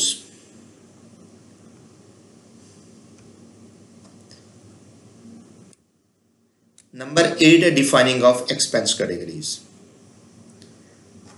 Go to admin categories और नेक्स्ट एक्सपेंस कैटेगरी। 3M के अलावा मैन पावर, मटेरियल और मशीनरी के अलावा एक्टिविटी पे कोई एक्सपेंस हो सकता है जिसे हम ओवरहेड्स कहते हैं। उनकी ये कैटेगरीज बनी हुई, एडमिनिस्ट्रेशन है, consulting, facilities, hardware, legal and professional. ये अकाउंट्स डिपार्टमेंट के लिए होता है। यहाँ पे एक और कैटेगरी बना लेते हैं, सब कॉन्ट्रैक्ट। जो भी हम लमसम कॉस्ट देंगे तो हमें पता होना चाहिए कि किस हेड के अंडर आएगी। इसके बाद क्लोज। जब हम एक्टिविटी पे कॉस्ट लगाएंगे तो यहाँ पे जो कैटेगरीज बनी होंगी वो यही कैटेगरीज वहाँ पे शो हो रही होंगी, तो उसमें हम सिलेक्ट कर लेंगे कि ये एक्सपेंस किस कैटेगरी के अंडर आएगा। नेक्स्ट है number 9, setting of time units. Go to edit, user preferences. Next है टाइम यूनिट्स।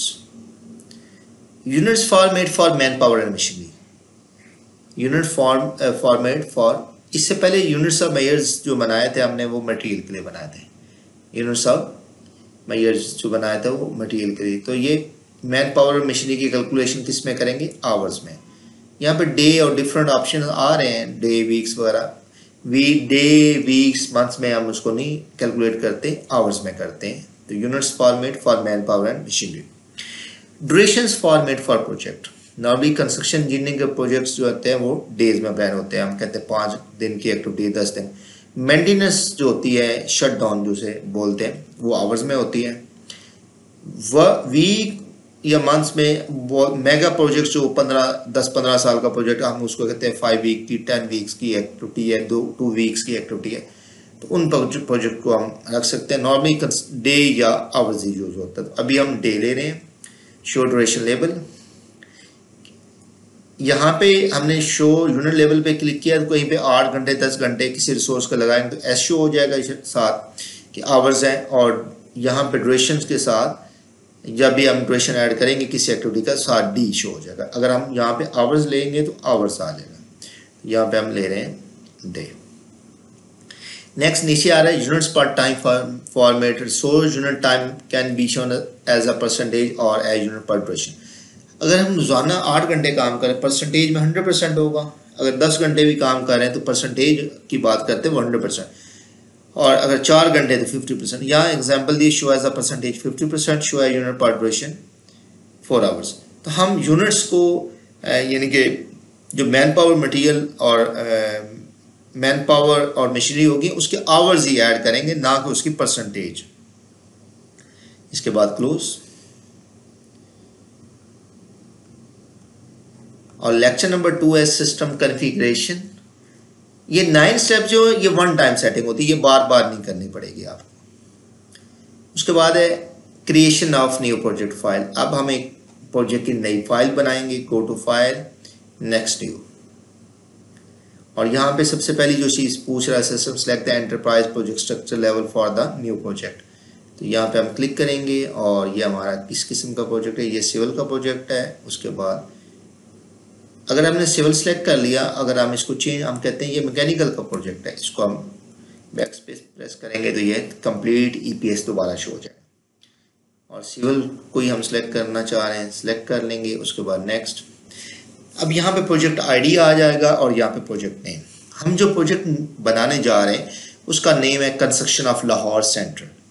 तो यहाँ पे ये नंबर्स में भी हो सकता है, ये इसके एब्रीविएशन भी आप ऐड कर सकते हैं। यहाँ पे हम लिख रहे हैं कंस्ट्रक्शन ऑफ लाहौर सेंट्रल।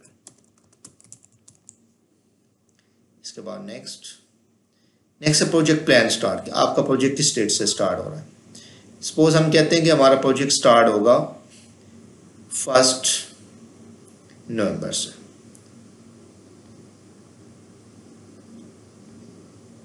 और यहाँ पे अगर हम दोबारा चेंज करना चाहें तो इसको ओपन करके जैसे हम कहते हैं सपोज 3rd, और ये प्रीवियस डेट भी हो सकती है। हो सकता है कि आपने एग्जीक्यूशन स्टार्ट कर लिया, कंसल्टेंट ने कहा कि एग्जीक्यूशन स्टार्ट कर लें, 4 दिन तक आप स्केड्यूल सबमिट करवा दीजिएगा बाद में, या एमएस प्रोजेक्ट पे आपने प्लान किया हुआ तो अब प्राइमरी P6 में आप उसको लाना चाहते हैं तो पहले की भी डेट हो सकती है, करंट डेट भी, मगर नॉर्मली फ्यूचर प्लानिंग होती है तो बाद की डेट ही हम सेलेक्ट करते हैं।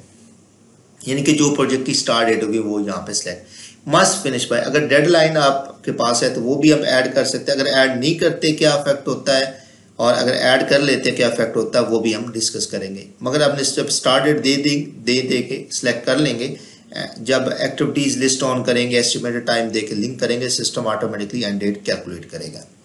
इसके बाद नेक्स्ट आ रहा है the responsible manager you select will be at the top of the organisational background structure OBS for the project. यहाँ पे हम रिस्पॉन्सिबल पर्सन सेलेक्ट करते हैं और यहाँ पे डिस्प्ले, अगर ये हमारे पास आपने ईपीएस बनाया, ओबीएस बनाया हुआ शो ना हो रहा तो यहाँ इस तरह टॉप लेवल आ रहा होता है, सीओ ये टॉप पे हमने लिखा होता है, तो यहाँ पे हमने ऑल ओबीएस एलिमेंट्स कर देना है और यहाँ पे प्रोजेक्ट मैनेजर मिस्टर मोहसिन। इसके बाद नेक्स्ट पे क्लिक किया हमने और नेक्स्ट है रेट टाइप। जो रेट है रिसोर्सेज का वो हम इस तरह देंगे। प्राइस पर यूनिट होता है कि जो हम रेट देंगे वो 1 यूनिट, 1 टन, 1 kg, 1 CFT का। प्राइस पर यूनिट होता है कि जो हम रेट बता रहे हैं 2 टन, 2 kg, 2 यूनिट्स का है, तो नॉर्मल भी हम क्या करते हैं प्राइस पर यूनिट रखते हैं, 1 यूनिट का रेट। इसके बाद नेक्स्ट, और जितने यूनिट होंगे उससे मल्टीप्लाई, और ये हमारे पास आ रहा है जी कंग्रेचुलेशंस फिनिश, और ये फाइल हमने क्रिएट कर ली। अब ये प्रोजेक्ट आईडिया आ रहा है, ये प्रोजेक्ट नेम, और सिविल के अंडर हमने ये बनाया।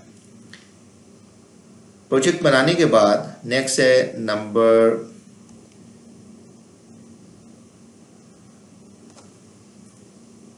11 how to open project file. Go to file और नेक्स्ट ओपन। हमारे पास एक प्रोजेक्ट है सिविल के अंडर, अब इसको हाईलाइट करके ओपन कर लेंगे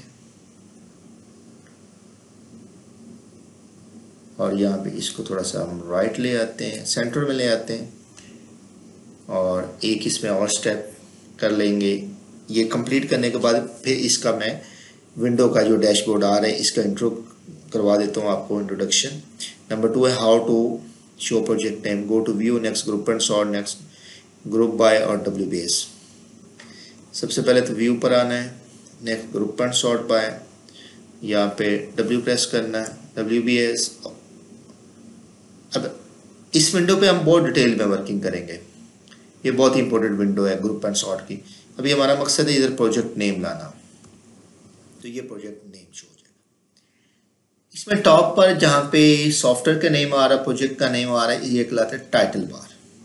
file, edit, view, main menu, ये मेन मेन्यू कहलाता है। नीचे स्टैंडर्ड टूल बार्स आ रहे हैं, ये शॉर्टकट बने हुए। ये एरिया कहलाता है एक्टिविटी टेबल, और राइट साइड वाला बार चार्ट, ये स्प्लिट बार है, ये इसको राइट लेफ्ट आप मूव कर सकते हैं, ये डिवाइडर है।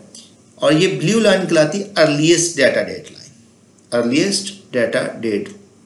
और यहाँ पे ये टाइम स्केल आ रहा है, यानी कि यहाँ पे इनपुट देंगे, यहाँ पे हमें बार्स की शक्ल में आउटपुट नजर आएगा। This entire window is called Gantt chart, GANTT, Gantt chart. ये हेनरी एंड गैंट कोई साहब थे जिसने इंट्रोड्यूस करवाया था, उसके नाम से मंसूब है। तो पूरी विंडो को हम कहते हैं गैंट चार्ट। हमने सिस्टम कॉन्फ़िगरेशन लेक्चर 2 कंप्लीट कर लिया है। अब नेक्स्ट है हमारे पास लेक्चर नंबर 3 है प्रोजेक्ट प्लानिंग। और प्रोजेक्ट प्लानिंग में सबसे पहला जो स्टेप है वो है स्टेप ए है defining of WBS, work breakdown structure, go to project next WBS। WBS क्या होता है कि हम अपने प्रोजेक्ट को डिफरेंट पार्ट्स में डिवाइड कर देते हैं। अब हमारे पास प्रोजेक्ट ओपन हुआ है कंस्ट्रक्शन ऑफ लाहौर सेंटर, इसका हम WBS बनाना चाहते हैं। Go to project next WBS। तो यहाँ पे आप देख सकते हैं कि हमारे पास कंस्ट्रक्शन ऑफ लाहौर सेंटर आ रहा है। अब इस प्रोजेक्ट का कंप्लीट डाटा इस फोल्डर में है P6 लेक्चर्स में। और यहाँ पे हमारे पास नंबर 1 है PDF फाइल है 01 सिविल प्रोजेक्ट एक्टिविटीज़, इसमें WBS बना हुआ है। और यहाँ पे हम राइट क्लिक करते हैं, इसको rotate Y to rotate view clockwise कर लेते हैं। और यहाँ पे सबसे पहले ये जो हमारा प्रोजेक्ट है ये है कंस्ट्रक्शन बिल्डिंग का। ये 3 ब्लॉक्स का प्रोजेक्ट है, नाम दे दिया हमने कंस्ट्रक्शन ऑफ लाहौर सेंटर। तो ये मेन प्रोजेक्ट है, इसका नाम है कंस्ट्रक्शन ऑफ लाहौर सेंटर। इसमें there are 3 parts, preparation phase, construction phase and final phase. तो मेन प्रोजेक्ट लेवल 1 कहलाएगा, इसकी 3 ब्रांचेज आ रही हैं, ये लेवल 2 कहलाएंगे। फिर प्रिपरेशन की सब ब्रांच है प्रिपरेशन वर्क, कंस्ट्रक्शन फेज की ब्रांच है construction work block A, B and C, और फाइनल में फाइनल वर्क, तो ये लेवल 3 कहलाएगा।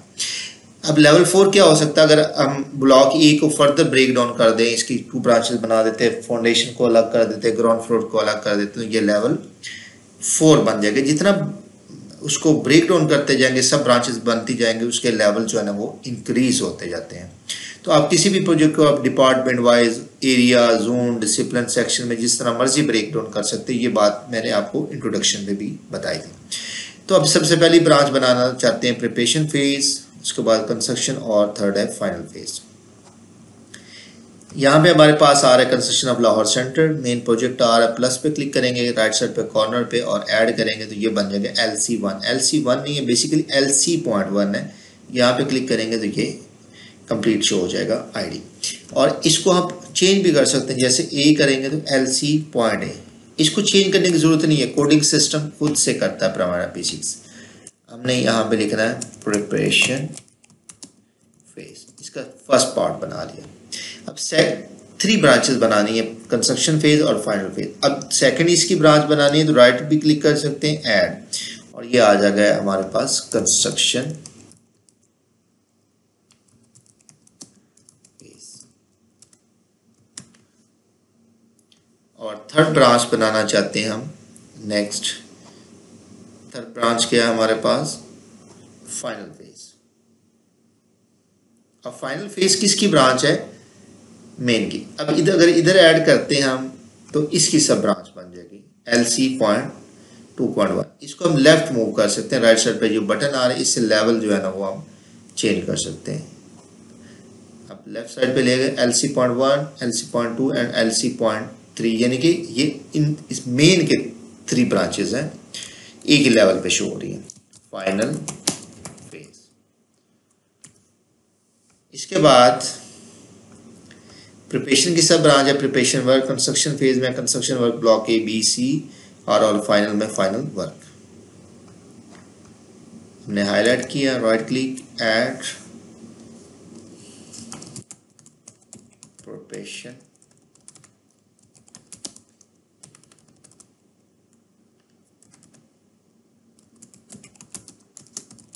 और कंस्ट्रक्शन फेज में हम 3 ब्लॉक्स बनाएंगे, ऐड, और फर्स्ट है हमारे पास कंस्ट्रक्शन वर्क ब्लॉक A। अब इस टेक्स्ट को दोबारा ना लिखना पड़े तो इसको हम इतना कॉपी कर लेंगे इस टेक्स्ट को, क्योंकि हमने B बनाना है। हमने इसको हाईलाइट किया कंस्ट्रक्शन फेज को और राइट क्लिक करके ऐड कर लेंगे, और इस टेक्स्ट को हाईलाइट जो न्यू WBS आ इसको हाईलाइट करके यहाँ पेस्ट कर देंगे और ये B आ जाए। और अगर इधर ऐड करेंगे तो इसकी सब ब्रांच बन जाएगी। अब इसकी सब ब्रांच नहीं बनाना चाहते हैं हम, कंस्ट्रक्शन फेज की बनाना चाहते हैं, इसको लेफ्ट मूव कर सकते हैं और यहाँ पे पेस्ट कर दिया और ये C आ जाएगा। और फाइनल में आ जाएगा फाइनल वर्क।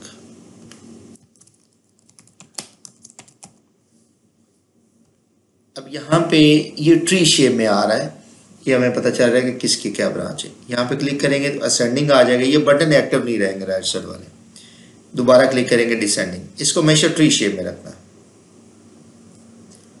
अब यहाँ पर आप हम लेवल कैसे चेक कर सकते हैं कि किस लेवल तक ये बना हुआ। जैसे हमने यहाँ पे चेक किया कि लेवल 1 पे कंस्ट्रक्शन ऑफ लाहौर सेंटर है, लेवल 2 पे preparation construction of final phase है, और ये ब्लॉक जो आ रही है लेवल 3 पे आ रहे हैं। तो किसी भी प्रोजेक्ट के आपने लेवल चेक करने हैं तो यहाँ पे आप राइट क्लिक करते हैं, कोलैप्स ऑल करेंगे तो ये ओवरऑल को कोलैप्स कर देगा। राइट क्लिक करेंगे एक्सपैंड ऑल तो ये ओवरऑल को एक्सपैंड कर देगा। कोलैप्स किया ना तो यहाँ पे देखिएगा ये मेन प्रोजेक्ट आ गया, और एक्सपैंड किया तो पूरे को शो कर देगा। और यहाँ पे राइट क्लिक करके कोलैप्स 2 करेंगे और यहाँ पे लेवल 1 किया।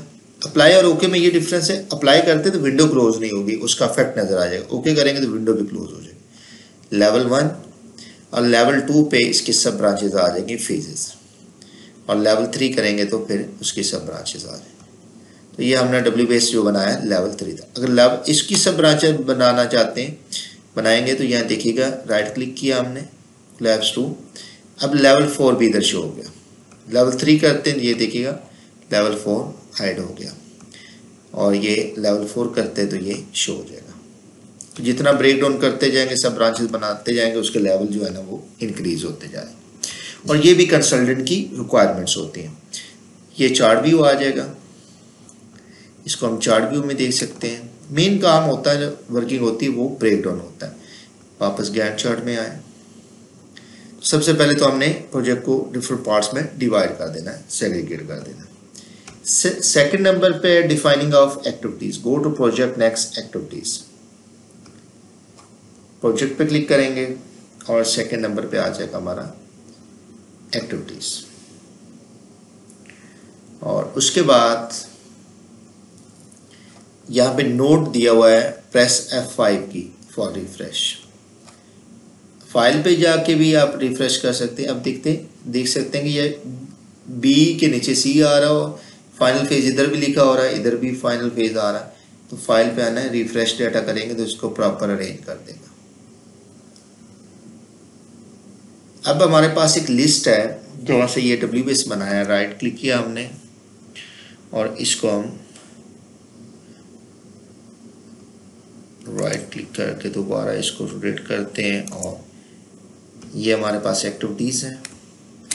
Project work start, resource mobilisation, site clearance and layout marking. उसके बाद ब्लॉक ए है, start block A, excavation, foundation steel है, फाउंडेशन शटरिंग है, फाउंडेशन की कंक्रीट है, FDN फाउंडेशन है, GF है ground floor, column, slab shuttering, slab steel, MEP होता है mechanical, electrical, plumbing, slab concrete, block masonry, plumbing, finishing, inspection, rectification and completion. ये हमारे पास A, B और C की एक्टिविटी सेम है, और फाइनल में प्रोजेक्ट इंस्पेक्शन है, project handover, resource mobilisation and project completion. तो सबसे पहले हम एक्टिविटीज ऐड करेंगे प्रिपरेशन वर्क की। हमने प्रिपरेशन वर्क को हाईलाइट किया और प्लस पे क्लिक कर दिया, और ये एक विजिट ओपन हो गया जिसमें आ रहा है ID नेम। नेक्स्ट करेंगे तो ये पूछेगा WBS क्या है इसका, इसको करेंगे do not show this visit again, ये बार बार ओपन ना हो। अब पहली एक्टिविटी आ रही है 1000 से स्टार्ट हो रही है, दूसरी दोबारा ऐड करेंगे तो ये 1010 आ जाएगी। अब A1000 इसकी बाय डिफॉल्ट सेटिंग है, ये भी आपको दिखा दूंगे कि कहाँ पे होती है। और यहाँ पे 1000 से छोटा ID नहीं रखना, A1000 से छोटा ID नहीं रखना। उसके साथ चाहे आप ये जैसे रेफरेंस एरिया का भी डालना चाहे वो भी ऐड कर सकते हैं, और A भी लिखना चाहे तो लिख सकते हैं। कि बहुत बड़ा प्रोजेक्ट है, उसमें ज़्यादा एक्टिविटीज़ एडजस्ट हो सके तो A10000 भी रख सकते हैं। अब ये A1010 आ गया। और अगर रेफरेंस ऐड करना चाहते हैं उस एरिया का, जैसे ये प्रिपरेशन वर्क है, तो इसको हम कर सकते हैं PW, और नेक्स्ट एक्टिविटी आ जाएगी PW 1010। मगर अभी जो हम ऐड कर रहे हैं, हम चाह रहे हैं कि जो बाय डिफ़ॉल्ट आ रहा है ID वही हम रखना चाहते हैं, ताकि बाद वाले डब्ल्यू बेस पे जाकर चेंज ना करना पड़े, तो यहाँ पे ये है प्रोजेक्ट वर्क स्टार्ट्स।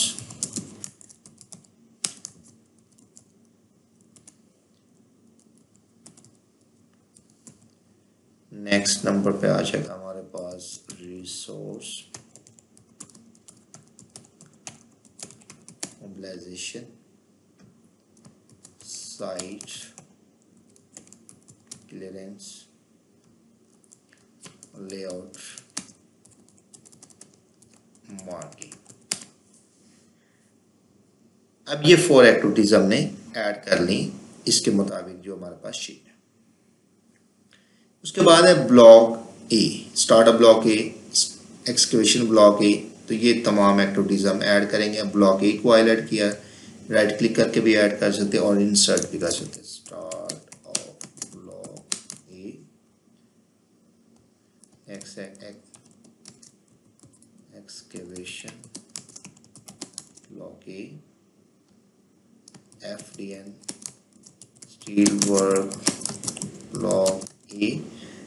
ये ब्लॉक ए जो ए की तरह हमें एक फॉर्मेट में लिखना चाहिए, जैसे भी कोई भी चीज़ लिखते हैं ताकि उसको ए को हम बी से रिप्लेस करना चाहें, ए और बी की जो एक्टिविटी सेम है तो वो इजी हो जाएगा। नेक्स्ट FDN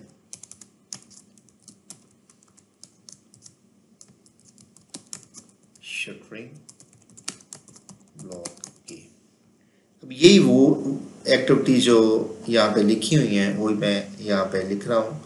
और अगर हम यहाँ पे एक्टिविटीज ऐड कर रहे हैं तो कोई आप एक्टिविटी मिस कर दी आपने, जैसे रिसोर्स मोबिलाइजेशन और साइट क्लियर, इनके दरमियान प्रिपरेशन वर्क के अंडर अभी लास्ट एक्टिविटी आईडी है A1070। अब इधर हम आके ऐड करते हैं तो ये आ जाएगा A1080। अब इन दोनों के दरमियान सूटेबल आईडी क्या हो सकता है? A1010-20 के दरमियान A1015 1015। और ये अभी एडजस्ट नहीं हुआ, अपनी पोजीशन पे नहीं आ रहा, आईडी पे क्लिक कर देना।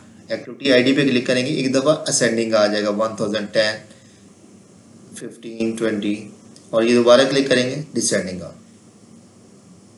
अब देखिएगा नीचे 1000, 1010 ये नीचे चला गया। नेम से करते हैं सॉर्टिंग तो ये नेम से अल्फाबेटिकल, तो इसको हमेशा असेंडिंग में रखते हैं। कभी भी एक्टिविटीज ऊपर नीचे हो जाए तो यहाँ पे एक्टिविटी आईडी पे हमने क्लिक कर देना। इसको हम यहाँ से डिलीट कर देते हैं।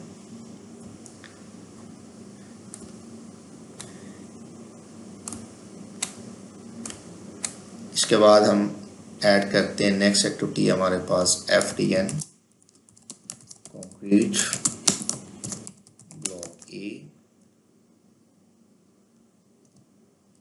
GF ground floor columns block ए। कॉलम्स के बाद नेक्स्ट एक्टिविटी है हमारे पास GF स्लैब शटरिंग ब्लॉक ए। नेक्स्ट है GF स्लैब स्टील ब्लॉक ए, GF MEP ब्लॉक ए। इसमें हमने slab shuttering, slab steel, MEP और उसके बाद GF slab concrete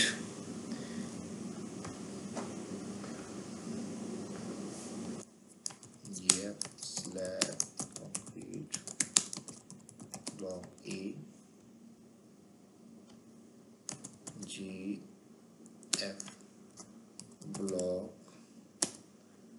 MSN block master, ये ब्रिक वर्क भी कह सकते हैं, ब्लॉक ए है। उसके बाद GF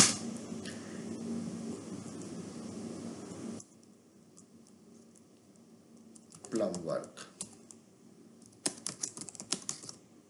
block A, GF finishing,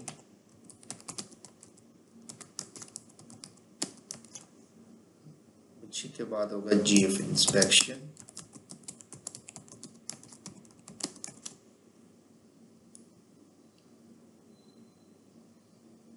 rectification and completion.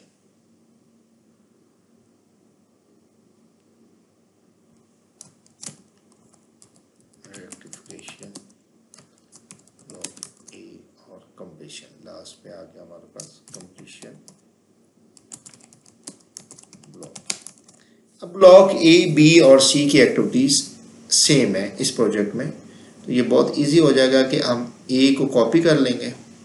जैसे हमने ब्लॉक ए की एक्टिविटीज को सिलेक्ट कर लेना है इस तरह कि फर्स्ट को हाईलाइट किया, शिफ्ट डाउन एरो से भी आप सिलेक्ट कर सकते हैं, या फर्स्ट पे क्लिक करें, शिफ्ट की प्रेस करें कीबोर्ड पे और लास्ट पे क्लिक कर दें. राइट क्लिक करके कॉपी कर सकते हैं या कंट्रोल सी भी प्रेस किया जाए. अब बी पे आना है, राइट क्लिक करना और पेस्ट कर देना. पहला जो आईडी था, लास्ट आईडी 81190 था, अब ओके कर देना जो भी मैसेज आएगा. अब ये आ जाएगा A1200 आ जाएगा और ये ए आ रहा है. हालांकि एक्टिविटीज है ब्लॉक बी की. अब इसको हम रिप्लेस कैसे कर सकते हैं, इसके लिए हम एडिट पर क्लिक करेंगे, रिप्लेस पर आएंगे और फाइंड वर्ड में इसी तरह से जैसे ब्लॉक ए, मैंने इसलिए आपको कहा था कि ये जो हम फॉर्मेट रखते हैं ना वो सेम एक जैसा होना चाहिए, अच्छी प्रेजेंटेशन भी बन जाती है. और इसको रिप्लेस ए को हमने बी से रिप्लेस करना, कहीं हम स्पेस दे देते हैं, कहीं स्पेस नहीं देते हैं, कहीं BLA लिख देते हैं, कहीं ब्लॉक ए, तो फिर वो उसको चेंज करना मुश्किल हो जाएगा, वो 1 बाय 1 करना पड़ेगा. इसको हमने लिखा ब्लॉक ए इसी तरह जैसे यहाँ पे आ रहा है, और ये ब्लॉक बी. और ये रिप्लेस ऑल नहीं करना, जस्ट रिप्लेस करना है. अब देखिएगा ये ए को बी से रिप्लेस कर दिया. अब नेक्स्ट की सिलेक्शन होगी, कर्सर नेक्स्ट एक्टिविटी पे आ गया, इसको हमने प्रेस करते जाना. तो सिस्टम क्या करेगा, ए को बी से रिप्लेस कर देगा. इसके बाद हमने ब्लॉक बी को सिलेक्ट कर लिया, कॉपी कर लिया, और कॉपी करने के बाद हमने सी को हाईलाइट करके पेस्ट कर देना है. ओके. अब ये बी को हमने सी से रिप्लेस करना है, एडिट, रिप्लेस, और यहाँ पे हमारे पास आ रहा बी. इधर हम लिखेंगे बी और बी को हम रिप्लेस कर रहे हैं सी से. फिर हमने रिप्लेस पे क्लिक करते जाना, तो ये रिप्लेस हो जाए. क्लोज. इसके बाद नेक्स्ट है हमारे पास लास्ट पे प्रोजेक्ट इंस्पेक्शन है, प्रोजेक्ट हैंडओवर, रिसोर्स डीमोबिलाइजेशन है, प्रोजेक्ट कंप्लीशन.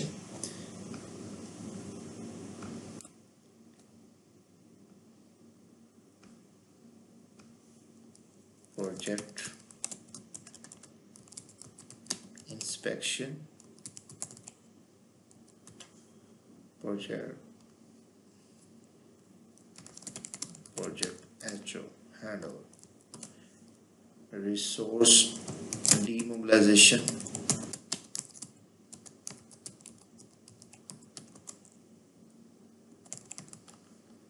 और नेक्स्ट प्रोजेक्ट कंप्लीशन. ये तमाम एक्टिविटीज हमने लिस्ट ऑन कर ली. और इसके बाद एक्टिविटीज का जो एस्टिमेटेड टाइम होता है वो हम ऐड करेंगे. स्टेप्स ये एंटरिंग ऑफ एस्टिमेटेड ड्यूरेशन. जैसे ये हमारे पास ये टाइम दिया हुआ है एक्टिविटीज का. अगर आप इस सेम प्रोजेक्ट पे प्रैक्टिस करना चाहते हैं ताकि उसका प्रॉपर आप एनालिसिस कर सकें, CPM का कंपैरिजन भी कर सकें, तो फिर हमने आप सेम ड्यूरेशन ऐड करें. अगर आप किसी और प्रोजेक्ट पे काम कर रहे हैं तो उसके मुताबिक जो है ना आप ड्यूरेशन ऐड कर लें. 0, 7, 15, 5 ये डेज में आ रही है. अब हमने चंद एक्टिविटीज़ की ड्यूरेशन ऐड कर दी है, मगर अभी तक आप देख रहे हैं तमाम एक्टिविटीज़ की स्टार्ट डेट सेम आ रही है. जैसे तमाम एक्टिविटीज़ की हम ड्यूरेशन ऐड भी कर लेंगे तो ये स्टार्ट डेट जो है ना तमाम एक्टिविटीज़ की सेम ही रहेगी. इसके बाद हम CPM का एनालिसिस करते हैं, क्रिटिकल पाथ क्या होता है, नॉन क्रिटिकल पाथ, तो और उसके बाद हम एक्टिविटीज़ को लिंक करेंगे.